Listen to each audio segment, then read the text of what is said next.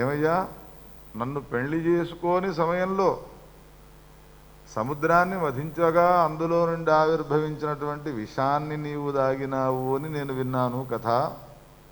ఏమయ్యా, విషం దాగిన తర్వాత ఎవరైనా బ్రతుకుతారు? విషం దాగిన ప్రతివాడు మరణిస్తాడు కదా.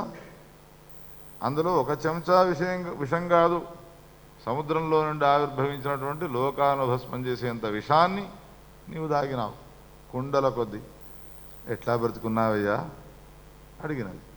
ఒక కల్పానికి సంబంధించినటువంటి కథ ఇది. అన్ని కల్పాల్లో ఒక తీరుండదు కదా. అడిగితే అప్పుడు శంకరుడు సమాధానం చెప్పినాడు, నిరంతరము నేను జపించేటువంటి ఆ 3 నామములే నన్ను రక్షించినాయే అన్నాడు. అచ్యుతాయ నమః, అనంతాయ నమః, గోవిందాయ నమః. విషాన్ని తీసుకున్నాను, చేతిలో వేసుకున్నాను. వేసుకుని తాగే సమయంలో అయ్యో నువ్వు చస్తావు అని 10 మంది అన్నా కానీ చస్తావు అని అంటున్నారు కదా. నాకు నామం మీద విశ్వాసం ఉన్నది, నారాయణమూర్తి నామమే నన్ను రక్షిస్తుంది సదా అని ఏమాత్రము కించిత్తు అవిశ్వాసాన్ని ఆయన పొందక ఏమన్నాడు? 3 నామాలు ఏమిటి అవి? అనంతాయ నమః, గోవిందాయ నమః, అచ్యుతాయ నమః, అనంతాయ నమః. మీరు కూడా మందులు వేసుకునే సమయంలో ఈ 3 నామాలు అనుకుంటూ వేసుకోండి. ఒక్కసారి మీరు మందు వేసుకుంటారు, రెండవసారిగా మందు వేసుకునే అవసరమే ఉండదు. ఈ అచ్యుతానంత గోవింద అనేటువంటిది ఏదైతే ఉన్నదో ఈ నామత్రయ మహామంత్రము అని అంటారు. నామత్రయ మహామంత్రము అని. ఎవరైతే ఈ నామత్రయ మహామంత్రాన్ని నిరంతరం చదువుతూ ఉంటారో వానికి డాక్టర్లే అవసరం లేదు. డాక్టర్లందరూ ఒకసారి పురాణం వినడానికి వచ్చినారు, అయ్యా ఇది మాత్రం మీరు చెప్పబోకండి అన్నారు, మాకు లాస్ వస్తుంది. మరి వ్యాసుడిని అడగండి, మేమేం చేయాలి? మేము వ్యాసునికి ఏజెంట్లం. వ్యాసునికి మాకు ఇంకా దగ్గరి పోలికలు. ఎందుకంటే ఆయన రాసిన ఈ 18 పురాణాలు మా ఇంటి పేరు పురాణం అయింది కాబట్టి. అందుకని మనకు రోగాలు రాకుండా ఉండాలి అని చెప్పనంటే మనం ఏం చేయాలి అని అంటే 3 నామాలను కీర్తించాలి ఎప్పటికీ. ఏమిటి ఆ 3 నామాలు? అచ్యుతాయ నమః, అనంతాయ నమః, గోవింద. సూక్ష్మంలో మోక్షం ఇస్తాడు చూడండి. రోగాలు వస్తే లక్షల రూపాయలు ఖర్చు పెడతారు మీరు, ఎక్స్రేలకని వాటికని వీటికని. అసలు రోగాలే మీ దగ్గరికి రాకుండా చేస్తాడు. ఈ మాట చెప్తే మాకు మాత్రం దక్షిణ రూపాయి పెడతారంతే. హాస్పిటల్కేమో లక్షల రూపాయలు ఇస్తారు, చెప్పినందుకు మాకేమో. ఈ విధంగా రాధాదేవికి సంబంధించినటువంటి వృత్తాంతాలన్నిటి కూడా వివరించినాడు. ముందు వచ్చేటువంటి కృష్ణ జన్మఖండంలో ఇంకా రాధా విభవాన్ని వర్ణిస్తాడు. ఇక పార్వతీదేవి ఒకనాడు శివునితో అన్నది, మనం సంసారం చేస్తున్నాం కానీ స్వామి ఇంత వైభవము ఇంత ఐశ్వర్యము మనకు ఉన్నప్పటికీ కూడా సంతానం లేకపోతే ఇదంతా కూడా వృధా అని అనిపిస్తున్నది నాకు. అందుకని ఇన్నేళ్ళు అయినప్పటికీ కూడా నాకు పిల్లలు పుట్టకపోవడం వలన సమాజంలో నేను తలెత్తుకోవాలి అని చెప్పనంటే నాకు చాలా బాధగా ఉన్నదయ్యా. అందుకని సంతానం కోసం ఏదైనా నీవు నాకు వ్రతాన్ని ఉపదేశం చేస్తావా అన్నది. అంటే అప్పుడు శంకరుడు బాగా ఆలోచన చేసి పుణ్యక వ్రతము అనేటువంటి పేరు గల ఒక వ్రతం ఉన్నది, ఆ వ్రతాన్ని గనుక చేసినావంటే తప్పకుండా నీకు సంతానం అవుతుంది. ఈ వ్రతాన్ని ఎట్లా చేయాలి, ఈ వ్రతానికి దేవత ఎవరు అనేటువంటి ప్రశ్న వేస్తే దాని గురించి విపులంగా వర్ణించినాడు శంకరుడు పార్వతీదేవికి. అన్ని పుణ్యాల్లోకెల్లా చాలా పుణ్యమైనటువంటిది. నదులలో గంగానది ఎంత గొప్పదో, దేవతలలో విష్ణుమూర్తి ఎంత గొప్పవాడో, వైష్ణవులలో మహాదేవుడనైన నేనెంత గొప్పవాడినో. ఎవరు చెప్తున్నారు ఈ మాటలు? శంకరుడు. వైష్ణవులలో ఆయన గొప్పవాడట, ఆయనే చెప్పుకుంటున్నాడు. వైష్ణవులలో మహాదేవుడనైన నేనెంత గొప్పవాడనో, వృక్షములలో కల్పవృక్షం ఎంత గొప్పదో, పండ్లలో ఏ పండు చెప్తాడు చెప్పండి? మామిడి పండు. కరెక్ట్ చెప్పినారు. మీకు మామిడి పండు అంటే ఇష్టమేమో. పండ్లలో మామిడి పండు ఎంత గొప్పనైనటువంటిదో, వనములలో బృందావనం ఎంత గొప్పనైనటువంటిదో, స్త్రీలలో శతరూపాదేవి ఎంత గొప్పదో, పురులలో కాశీపురి ఎంత గొప్పనైనటువంటిదో, శాస్త్రములలో వేదములు ఎంత గొప్పనైనటువంటివో, వానరుల్లో హనుమంతుడు ఎంత గొప్పనైనటువంటి వాడో, అన్ని వ్రతాల్లోకెల్లా ఈ పుణ్యక వ్రతం అనేటువంటిది అంత గొప్పనైనటువంటి వ్రతమే ఇది. అటువంటి వ్రతాన్ని ముల్లోకాల్లో దుర్లభమైనటువంటి వ్రతాన్ని నీవు చేయాలన్నాడు. అయితే తప్పకుండా నాతో ఆ వ్రతాన్ని నీవు జయించవయ్యా, నేను అటువంటి సంతానాన్ని పొందుతాను అని అనగానే చేయించేటువంటి విధానము, దానికి అయ్యేటువంటి ఖర్చులు, వెచ్చాలు, సామగ్రి, ఎన్ని రోజులు పడుతుంది, ఇవన్నీ కూడా నాకు వివరించి చెప్పు అని అన్నది. మాఘమాసంలోని శుక్లపక్ష త్రయోదశి నాడు ఈ వ్రతాన్ని ఆరంభం చేయాలి. శరీరాన్ని మొట్టమొదట శుద్ధి చేసుకునేందుకోసమే గంగా గోదావరి జాతుల్లో స్నానం చేయాలి. రేపు వ్రతాన్ని చేయబోతున్నాను అంటే ఈనాటి రాత్రి సాయంత్రం ఉపవాసం ఉండాలి. ఏ వ్రతమైనా సరే ప్రతి వ్రతానికి ఈ నియమం ఉంటుంది. అది వరలక్ష్మి వ్రతం కావచ్చును, ఇంక ఏకాదశి వ్రతం. అందుకని ఏకాదశి వ్రతంలో దశమి నాడు సాయంత్రం ఉపవాసం ఉండాలి, ఏకాదశి నాడు పూర్తి శుద్ధోపవాసము అని చెప్తారు. ప్రతి వ్రతానికి రేపు నేను వ్రతాన్ని ఆచరించబోతున్నాను అంటే ఈ రోజున సూర్యుడు ఉదయించే వేళకల్లా స్నానం చేసి కొత్త బట్టలను కట్టుకున్నటువంటి వాడు దానవై ఆచమనం చేసి సంకల్పాన్ని చేయాలి, కలశాన్ని స్థాపించాలి. ఆ కలశంలో ప్రభువు అయినటువంటి వైకుంఠ మన గోలోకాధీశుడైనటువంటి కృష్ణుని యొక్క పూజను చేయాలి. పూజను చేసే సమయంలో ఇది ఒక్కరోజు 2 రోజులతో అయిపోయే వ్రతం కాదు, సుమారు సంవత్సర కాలం చేయాలి. ఒక్కొక్క రోజున ఏ విధంగా పూజించాలి అని అంటే చెబుతున్నాడు. పూజ చేసేటువంటి ఏ స్త్రీ ఉంటుందో సంతానం కొరకు కదా, అందుకని ఆమె 1,00,000 పారిజాత పుష్పాలతో పూజించాలి. మంచి వర్ణము కలిగినటువంటి చంపకాలతో పూజించాలి. ఈ పూజలు చేయడం వలన తన శరీరంలో మార్పులు వస్తాయి. ఏ ఏ పూలతో పూజిస్తే భగవంతుణ్ణి తన శరీరంలో ఏ విధమైనటువంటి మార్పులు వస్తాయి అనేటువంటిది కళ్ళకు మంచి శోభ కలిగేందుకోసమై 1,00,000 నల్ల కలువలతో పూజ చేయాలి. అందమైనటువంటి వెంట్రుకలు రావడం కొరకై తెల్లని చామరాలతో పూజించాలి. అందమైనటువంటి ముక్కు రావడం కోసమై అమూల్యమైనటువంటి రత్నాల చేత నిర్మించబడ్డటువంటి 1,00,000 పద్మములతో పూజించాలి. అందమైన పెదవుల కొరకై దిర్శన పువ్వులు 1,00,000 పూజించాలి. అందమైనటువంటి పండ్ల వరుస కోసమై ముత్యాలతో సమానమైనటువంటి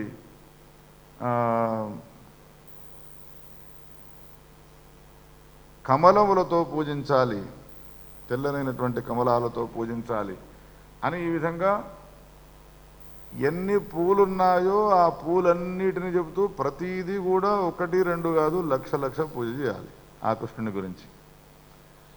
అంతేకాకుండా అమూల్యములైనటువంటి రత్నాలు, మణులు, మాణిక్యాలు ఇవన్నీ కూడా తీసుకొని రావాలి. నైవేద్యాలను గురించి చెప్పినాడు, ఒక పేజీ నిండా చెప్పినాడు. ఏమేమి నైవేద్యాలు పెట్టాలి ఆ వ్రతం చేసినట్టయితే. ఇక ఇవన్నీ చెప్పి వ్రతము సమాప్తమయ్యే సమయంలో ఉద్యాపన చేయాలి కదా. సంవత్సర కాలం ఇట్లా వ్రతం చేసిన తర్వాత ఉద్యాపన ఎట్లా చేయాలి అంటే 360 కంబళ్లతో యజ్ఞోపవీతములతో 3,60,00,000 బ్రాహ్మణులకు భోజనం పెట్టాలి ఉద్వాసనగా. అందుకని ఈ పుణ్యక వ్రతం ఎవరు చేయడం లేదు. ప్రతి వ్రతానికి బ్రాహ్మణ భోజనం తప్పనిసరి. సత్యనారాయణ వ్రతాలు చేస్తున్నారు, బ్రాహ్మణ భోజనం పెట్టడం లేదు. కానీ ఈ పుణ్యక వ్రతానికి బ్రాహ్మణ భోజనం ఎంత అంటే 3,60,00,000 బ్రాహ్మణులకు భోజనం పెట్టాలి. భోజనం పెట్టడం మాత్రమే కాకుండా వాళ్ళందరికీ బంగారు నాణాలను దక్షిణగా ఇవ్వాలి. నువ్వుల హోమం చేయాలి. ఎంత అంటే 3,60,00,000 పర్యాయము నువ్వులతో, తెల్ల నువ్వులతో హోమం చేయాలి. ఈ వ్రతానికి సంబంధించిన సమాప్తి రోజున చేయవలసినటువంటి దక్షిణ, ప్రధానమైన దక్షిణ వేరే ఉంటుంది. అది ఇప్పుడు నేను చెప్పాను, ఇది కేవలం అంగదక్షిణ.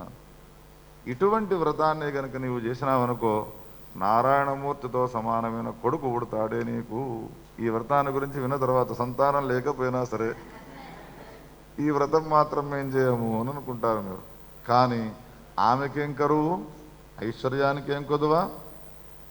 శివుని దగ్గర ఐశ్వర్యం లేదు అనుకుంటున్నారా మీరు? ఆ పాట ఏదో విన్న తర్వాత ఆది భిక్షువు వాడు వాడిని ఏమడిగేది అని అన్నాడు. వాడు ఎంత పెద్ద బిచ్చగాడు అని అంటే పద్మపురాణంలోనే చెప్పినాడు. నారదుడు జలంధరుడనే పెరుగుల రాక్షసుని దగ్గరికి పోయినాడు. ఏమయ్యా ఎక్కడి నుంచి వస్తున్నావు అని అంటే, జలంధరుడైన నీవు పుట్టినావు, నీ ఐశ్వర్యం చూడాలని వచ్చినాను, కానీ కైలాసానికి వెళ్లకుండా ఇటు వస్తే బాగుండేది అన్నాడు. నాకంటే ఎక్కువ ఐశ్వర్యం ఉన్నదా వాడి దగ్గర అన్నాడు వీడు జలంధరుడు. అయ్యో ఏం చెప్పమంటావయ్యా, కల్పవృక్షం ఎక్కడ ఉంటుంది అని అడిగినాడు. ఏం సమాధానం చెప్తారు మీరు? స్వర్గలోకంలో ఉంటాయి. ఎన్ని ఉంటాయి కల్పవృక్షాలు? ఒక్కటే. కానీ కైలాసంలో కల్పవృక్షాల వనం ఉన్నది, తోట. కామధేను ఎక్కడ ఉంటుంది? స్వర్గలోకంలో. ఎన్నుంటాయి? ఒక్కటే. కానీ కైలాసంలో పార్వతీదేవి కోసమై లక్షలాది కామధేనువులు సంచారం చేసే గోవుల మందనే అక్కడ. పారిజాత వృక్షం ఎక్కడ ఉంటుంది? స్వర్గలోకంలో ఉంటుంది. ఓసారి ఆమె ఇష్టపడ్డదట పార్వతీదేవి, ఏమండి పారిజాత పుష్పం పెట్టుకోవాలనే కోరిక ఉన్నది. వార్త పంపించినాడు ఇంద్రునికి. అబ్బో అది శచీదేవి పెట్టుకుంటుంది. పారిజాత వృక్షానికి లక్షణం ఏమిటంటే రోజుకు ఒకటే పువ్వు వస్తుంది, అది ఆమె పెట్టుకుంటుందట. అయితే ఇంద్రుడితో యుద్ధం చేయలే కృష్ణుడు చేసినట్టుగా. నిన్ను అడిగేది ఎవడరా అని చెప్పి ఆయన ఓ తోట వేసినాడు అయిపోయి. ఇప్పుడు ఒక పువ్వు శచీదేవి పెట్టుకుంటే ఏమే పారిజాతపు హారం వెయ్యారే. మా పార్వతీదేవి పారిజాతములతో తయారు చేసిన పూల మాలనే వేసుకుంటుంది ఆమె. ఇప్పుడు చెప్పండి, ఐశ్వర్యానికి ఏమైనా కొదవ ఉన్నదా? ఏకైశ్వర్యే స్థితోపి ప్రణత బహుఫలే యస్వయం కృత్తివాసాహ.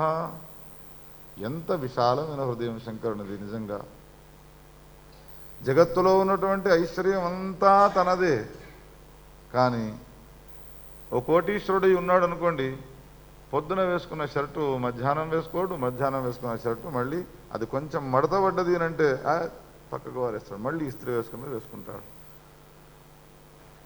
₹1,00,00,000, 2 కోట్లు, 10 కోట్లు, 100 కోట్లు ఉన్న సంగతి ఇది. అనంత కోటి బ్రహ్మాండాలలో ఉండ ఐశ్వర్యమంతా వాడిదే ఉండి వాడెంత షోక్గా ఉండాలి. కానీ ఏకైశ్వర్యే స్థితోపి ప్రణత బహుఫలే యస్ స్వయం కృత్తివాస. నెత్తురుగారేటువంటి గజ చర్మాన్ని కట్టుకొని ఉంటాడు. కాంతా సమ్మిశ్ర దేహోపి. కాంతలు ఇంట్లో ఉంటేనే డుమ్కీలు కొడుతుంటారు మగవాళ్ళు. అటువంటిది సగం శరీరం నిండా ఆమె ఆవరించుకొని ఉన్నప్పటికీ కూడా అవిషయ మనసాం యః పరస్తాద్యతీనాం. విషయమూలకమైనటువంటి భోగం లేదు, లాలసత లేదు. సన్యాసులలో అగ్రగణ్యుడైనటువంటి మహాసన్యాసి దక్షిణామూర్తిగా ఉన్నాడు ఆయన అని వర్ణిస్తాడు కాళిదాసు.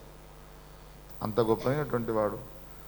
ఆయన ఉండగా ఐశ్వర్యం ఇంత ఉంటుండగా వ్రతం చేస్తాను అని ఈయన సంకల్పం చేస్తే తెప్పించేదంతా ఆయన్నే కదా.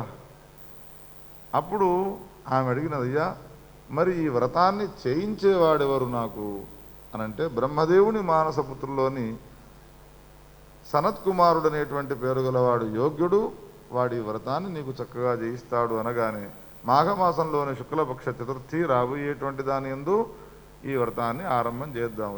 ఎన్ని రోజులున్నది? ఇంకా నెల రోజులు ఉన్నది. నెల రోజులు ఉండగానే ఇంకేం చేసినాడు శంకరుడు? పత్రికలు ప్రింట్ చేయించినాడు, అన్ని లోకాల్లోకి పంపించినాడు. మీరు చూడవలసినటువంటి, ఇప్పుడు నిన్న వారు చెప్పినారు కదా మన ధర్మాధికారు హరిప్రసాద్ గారు, శృంగేరులో జరగబోయేటువంటి స్వర్ణ అభిషేకం శిఖరానికి అమ్మవారికి చేయడానికి చరిత్రలో నిలిచిపోయే పనులు ఏవి చేసినా మన భారతీ తీర్థస్వామి వారు. ఆ రాజగోపురాన్ని చూస్తే ఈ అధునాతన కాలంలో అంత గొప్పది అసలు నిర్మించగలరా? ప్రపంచ దేశాల్లోనే ఎక్కడ లేనటువంటి శంకరాచార్యుల వారి యొక్క ఆ భవన నిర్మాణం, ఆ మందిర నిర్మాణం, ఇప్పుడు జరిగేటువంటి ఈ స్వర్ణ శిఖర కుంభాభిషేకం. అందుకని మీరంతా కూడా రావాల్సింది వైభవంగా జరిగేటువంటి వ్రతాన్ని. కైలాసం నుండి ఎవరికి ఇంతవరకు శుభలేఖలు రాలేదు.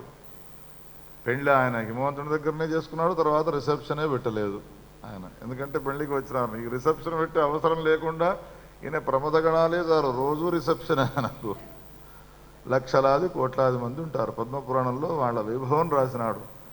ఎంతమంది ఉంటారు, ఎట్లా వాళ్ళందరికీ భోజనాలు జరుగుతాయి, వంటలు వండేది ఎవరు మొదలైనటువంటివి అంతా రాసినాడు వ్యాస భగవానుడు.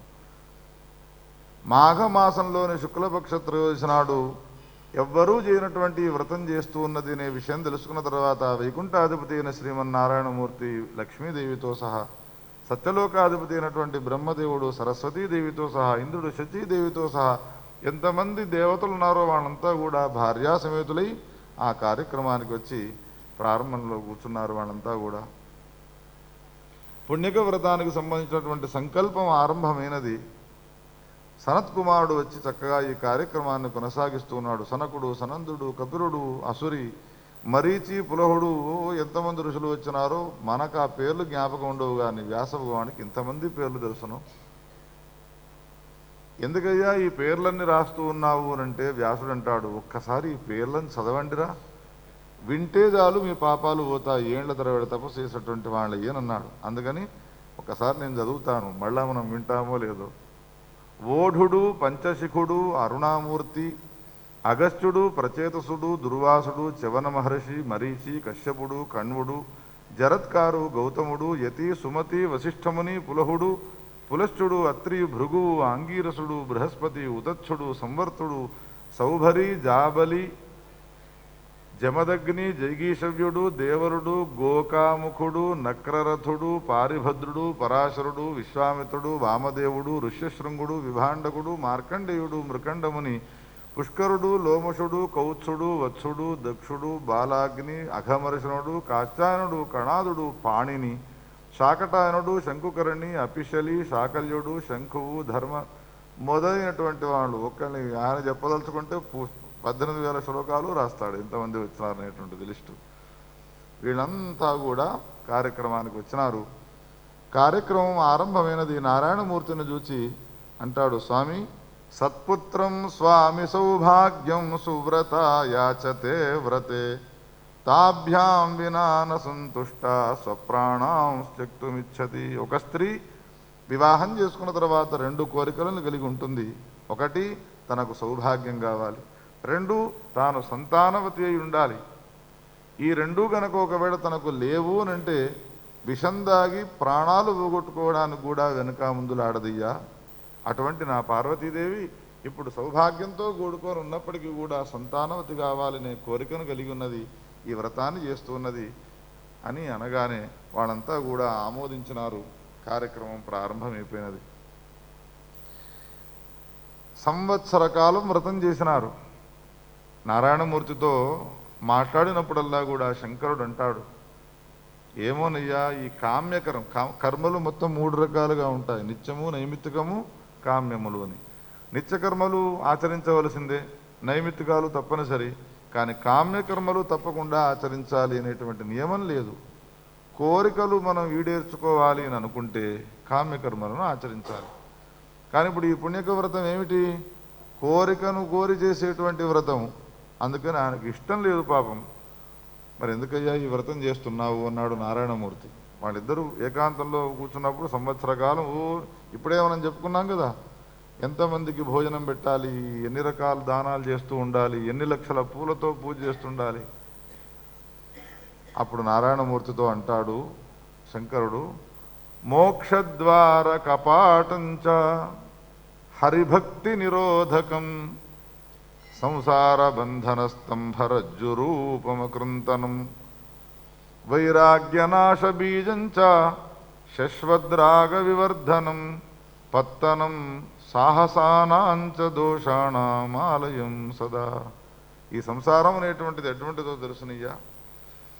మోక్షం అనేటువంటి దానికి మనం వెళుతూ ఉంటే ద్వారముల వంటివి.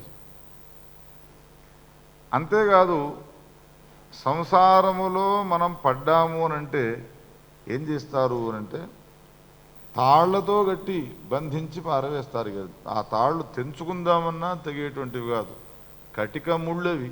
అవి మామూలుగా వేసేటువంటి ముళ్ళు కావు. అయినప్పుడు ఎందుకోసం నీ ఈ విధంగా వ్రతం చేసినావు, మరి వ్రతం చేయడానికి సంకల్పం చేసినావు అనంటే ఆమె కోరినది కదా. అందుకని ఆమె కోరికను ఈడేర్చడం కోసం వివాహం చేసుకున్న తర్వాత ఒకవేళ భార్య కోరినటువంటి కోరికలను ఈడేర్చలేదు అనంటే భర్త తాను ధర్మాన్ని పాటించిన వాడు కాకుండా పోతాడు. నిన్నటిదాకా మనం పతివ్రత ధర్మాలను గురించి విన్నాము. పతి ధర్మం ఏమిటి అంటే స్త్రీ తనకు సంబంధించినటువంటి కోరికలు కోరినప్పుడు ఆ కోరికలనన్నిటినీ కూడా ఈడేర్చడమే పతిధర్మం. భార్యకు సంబంధించినటువంటి ఇష్టమైన పదార్థాలు ఏమిటో, ఆమె మల్లెపూలంటే ఇష్టపడుతుందా, చామంతులంటే ఇష్టపడుతుందా, కాకినాడ కాజాలంటే ఇష్టమా, ఆమెకు అనుకూలమైనటువంటి ఇష్టమైనటువంటి పదార్థాలేవో సంసారంలో వాడు తెలుసుకొని ఆమెకు ఇష్టమైన పదార్థాలను తీసుకువచ్చి ఇవ్వడము, ఆమెకు ఇష్టమైనటువంటి రీతిలో మెదలడము చేస్తూ ఉంటే ఆమె ఎక్కడ లేని ఆనందాన్ని అనుభవించి ఇంట్లో ఎక్కడనో ఉన్నది పరిగెత్తుకుంటూ వస్తుంది మీకోసమై. అబ్బా, నాకు ఇష్టమైనటువంటి సొరకాయలు తెచ్చినారా ఈరోజు, నాకు ఇష్టమైనటువంటి మల్లెపూలు తెచ్చినారా ఈరోజు. ఒక స్త్రీ, ఒక భార్య భర్త పైన ప్రేమను అనురాగాన్ని చూడాలి అని అన్నప్పుడు భార్యకు ఏది ఇష్టమైనటువంటి ఉంటుందో దాన్ని ఆచరించినప్పుడు కదా ఆమె మనకు చేసేది. ఈ మాటలన్నీ విన్నారు. ఈయన సంసారి, ఆయన సంసారి, సరేనయ్యా అనుకున్నారు. ఇంతలో కాలం సమాప్తమైపోయినది. శ్రీకృష్ణ మంత్రం ప్రాప్నోతి. అనేక ప్రస్తావనలు, అనేక విషయాలు ఈ సందర్భంలో వ్యాసుడు చెప్పి ఉవాచ పార్వతీం ప్రీత్యా హరిసల్లాపమంగళం. కార్యక్రమం సమాప్తమయ్యేటువంటి రోజున పూర్ణావతి చేసినారు, యజ్ఞాన్ని సమాప్తి చేసినారు. పూర్ణావతి అయిపోయిన తర్వాత వచ్చినటువంటి ఎంతమంది ఋత్విక్కులు ఉన్నారో వేలాది మంది, వాళ్ళందరికీ కూడా దక్షిణ తాంబూలాలు ఇవ్వడం జరిగినది. ప్రధానాచార్యుడు ఎవరు? సనత్కుమారుడు. సనత్కుమారునికి దక్షిణ ఇవ్వవలసినది 33 కోట్ల మంది దేవతలంతా కూడా ఇంత పెద్ద కార్యక్రమం చేసినందుకు ఎంత దక్షిణ ఇస్తారో, ఏం దక్షిణ ఇస్తారో చూద్దాము అని అంటారు. అయ్యా, మరి బ్రాహ్మణికి ఏం దక్షిణ ఇవ్వాలి అన్నది పార్వతీదేవి శంకరునితో. నేను కాదు కదా చేయించినది, సనత్కుమారుడే కార్యక్రమం చేయించినది. ఈ పుణ్యక వ్రతం చేస్తే వ్రతం ఏమి, ఈ వ్రతానికి దక్షిణ ఏమి ఇవ్వను ఆయననే అడుగు అనగానే 2 చేతులు జోడించి చాలా చక్కగా చేయించినారండి ఈ కార్యక్రమాన్ని, దక్షిణ ఏమి ఇవ్వను చెప్పండి అనగానే అప్పుడు ఆయన అన్నాడు, నీ భర్త అయినటువంటి శంకరుణ్ణి నాకు దక్షిణ ఇవ్వు అన్నాడు. ఒక్కసారి నేలపైన కూలబడిపోయినది ఆమె. చల్లజంటలు పుట్టినాయి. మూర్ఛ నుండి మేలుకున్నటువంటిది. ఇదేమి కోరిక అని శంకరుణ్ణి చూచినది. నేను తర్వాత చెప్తాను అన్నాను కదా దక్షిణ ఏమిటో. ఆయన చెప్పినది సరైనటువంటి దక్షిణనే. ఈ వ్రతం నేను ఎందుకు చేసినాను చెప్పండి అన్నది. పుత్ర ప్రాప్తి కోసం అని చేసినావు. పుత్రుని ప్రాప్తి కోసం అంటే భర్త వేరు, నీవు దానం చేసుకొని ఎక్కడికి పోతే నాకెట్లా సంతానం అవుతుంది? ఒక్కసారి ఆలోచించండి. ఒకవేళ ఈ విషయాన్ని కనుక నాకు ముందు మీరు చెప్పినట్టయితే ఈ వ్రతమునే నేను చేసేటువంటి దానను కాదు అన్నది. నిరూపితశ్చ వేదేషు స్వశబ్దో ధనవాచక.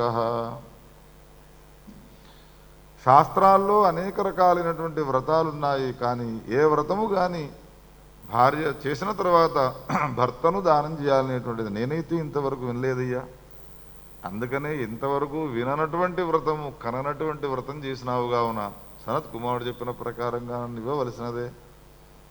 ఆమెకు అతనిపైన విశ్వాసం లేక అక్కడ కూర్చున్నటువంటి వాళ్ళు ఎవరైతే ఉన్నారో విష్ణుమూర్తి, బృహస్పతి మొదలైనటువంటి వాళ్ళందరినీ కూడా అడుగుతున్నది, ఏమయ్యా ఈ వ్రతానికి ఇదే నా దక్షిణ? నారాయణమూర్తి అంటాడు, అదేనమ్మా, ఇంకంతకంటే వేరే ఇంకొకటి లేదు అని అంటాడు. బృహస్పతి, కులగురు, నీవైనా చెప్పవయ్యా అనంటే ఆయన అదే మాటనంటాడు.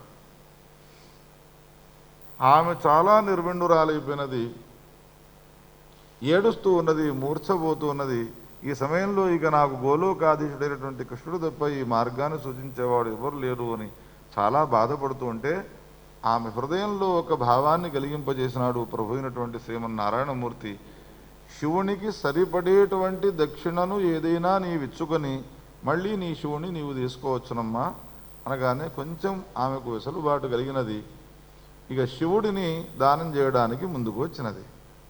ఈ దక్షిణ తప్ప ఇంకొకటి లేదు అనేటువంటి నిశ్చయాన్ని ఈ సభలో ఉన్నటువంటి వాళ్ళందరూ చేసినారు కాబట్టి రావయ్యా అన్నది. ఇప్పటిదాకా కార్యక్రమం చేస్తే సంవత్సరం నుండి ఎంతో సంతోషపడ్డది సనత్ కుమారుని చూస్తూ. కానీ ఇప్పుడు పతిని దక్షిణ ఇవ్వమని అడగగానే చురచుర చూపులతో చూస్తూ ఇష్టం లేకున్నా కానీ శివుణ్ణి తీసుకువచ్చినది ఆ సనత్ కుమారుని చేతుల్లో పెట్టి మమ భర్తానం తుభ్యమహం సంప్రదదే, ఓ పండు చేతిలో పెట్టినట్టుగా శివుణ్ణి చేతిలో పెట్టేసినది. 33 కోట్ల మంది దేవతలు ఉన్నారు, యక్షగంధర్వ కిన్నర కింపురుష సిద్ధ సాధ్యాదులు ఉన్నారు. ఇంకేమిటి, చేతిలో పెట్టగానే అడుగుతున్నది, స్వామి నా భర్తను మళ్ళీ నాకు ఇవ్వాలి, ఈయనకు ప్రత్యామ్నాయ దక్షిణగా నేను ఒకటి ఇస్తాను, ఏమిస్తావమ్మా అన్నాడు. ఒక భర్తను దానం చేసిన తర్వాత ఆ భర్తకు తగినటువంటి వెలనివ్వాలి. ఇచ్చినప్పుడు కదా ఆయనను మళ్ళీ నీకు ఇచ్చేది. ఇదివరకు ఎవరికైనా ఇటువంటి ఘటన జరిగినదా? కృష్ణ తులాభ అదొక కథ ఉన్నది. అది ఎక్కడ ఉన్నది? భాగవతంలో లేదు, భారతంలో కాదు, హరివంశంలో వస్తుంది.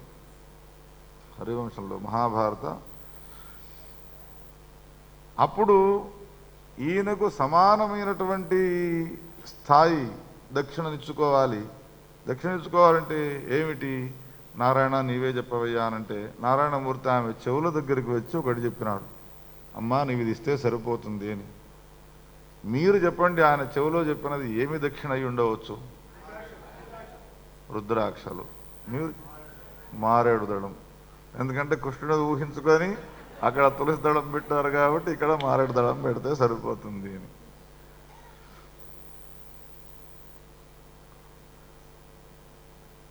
ఏం చెప్పినాడు నారాయణమూర్తి అనంటే, అనంతకోటి బ్రహ్మాండ నాయకుడైనటువంటి శంకరుడిని సరితూచేది ఈ అనంత బ్రహ్మాండాల్లో ఒక్కటే.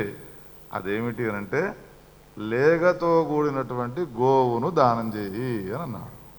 లేగతో కూడినటువంటి గోవును దానం చేయి. నారాయణమూర్తి ఈ నిర్ణయం చేసి చెప్పినాడు. ఇంకేమిటి, ఆమె గోవులకేమన్నా కొదవ ఉన్నదా? మంచి కపిల గోవుని తీసుకువచ్చి ఏమైనా గోవుని ఇస్తున్నాను, నా భర్త నాకు ఇవ్వు అని అంటే ఆయన అంటాడు, ఇటువంటి గోవులు నీవు 1,00,000 ఇచ్చినా నాకు అవసరం లేదు, నేను మాత్రం నీ మొగడిని ఇవ్వదలుచుకో, రావయ్యా అంటాడు. ఇక ఆయన అధీనంలోకి వెళ్ళిపోయినాడు కదా. అందుకని ఇక ఆయన ఏం చేస్తున్నాడు, ఈయనని తీసుకొని ఏం చేస్తావయ్యా అని అడుగుతున్నారు పక్క వాళ్ళంతా. ఎవరిని? సనత్ కుమారుణ్ణి అడుగుతూ ఉంటే, ఇదివరకే మేము బ్రాహ్మణం బిచ్చమెత్తుకునేటువంటి వాళ్ళం. బిచ్చమెత్తుకునే వాళ్ళు ఏం చేస్తారు అంటే గంగిరెద్దులను తీసుకువస్తారు, ఆటలాడిస్తారు. అరే ఎద్దున్నది అని చెప్పి వాడికో పైసలు బాగా వేస్తారు నాట్యాలు ఆడించుకుంటూ. ఇంకా ఇప్పుడు ఈయనకు తాళ్ళు కట్టి నేను నా వెంట తీసుకపోతే ఈయనకు బట్టలు ఉండవు, దిగంబరుడిగా ఉంటాడు, జడలు వేసుకొని ఉంటాడు, వింతనైనటువంటి ఒక మనిషిని తీసుకొని తిరుగుతున్నాడు అని గంగిరెద్దులాడు తిరిగితే సంపాదించుకున్నట్టుగా ఈయనను వెంట వేసుకొని నేను లోకంలో సంపాదించుకుంటాను అని అంటాడు ఆయన. ఎటువంటి పరిస్థితి అయిపోయేది చూడండి పాపం. బాలకానాం బాలికానాం సమూహస్మిత కారణం దిగంబరం పురఃకృత్వా భ్రమిష్యామి జగత్రయం. ముల్లోకాలు తిరుగుతాను, ఏం చేసుకుంటానంటే ఒక వస్తువు మనకు ఉచితంగా వస్తున్నది అంటే వదిలిపెడతామా? ఎవరో ఉండి పత్రికలు పంచుతూ ఉంటారు, మనకి ఇష్టం అవసరం ఉన్నా లేకున్నా పోయి వట్టిగా ఇస్తున్నాడు కదా అని తీసుకుంటాం. ఏమయ్యా అది నీకు సంబంధించిన మతాన్ని తెలిపేది కాదు కదా, క్రైస్తవ మతాన్ని తెలిపేది. ఈ కాగితం ఎందుకు తీసుకున్నావు అంటే ప్రసాదం తీసుకపోని అక్కడికి వస్తుంది లేనంటారు. పనికిరాని వస్తువు ఏమి ఉండదు, ఉచితంగా ఇస్తున్నారు అన్న తర్వాత అందులో దక్షిణగా ఆయననిచ్చిన తర్వాత ఈయన పనికిరాని వాడు ఎట్లా అవుతాడు? నేను ముల్లోకాలు తిరుగుతా నిన్ను వెంట పెట్టుకున్నటువంటి వాడని అని అంటాడు.